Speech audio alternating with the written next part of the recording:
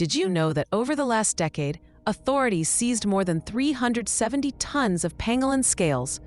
That's enough to come from up to 1 million pangolins. But here's the twist. After COVID-19 hit, these seizures plummeted.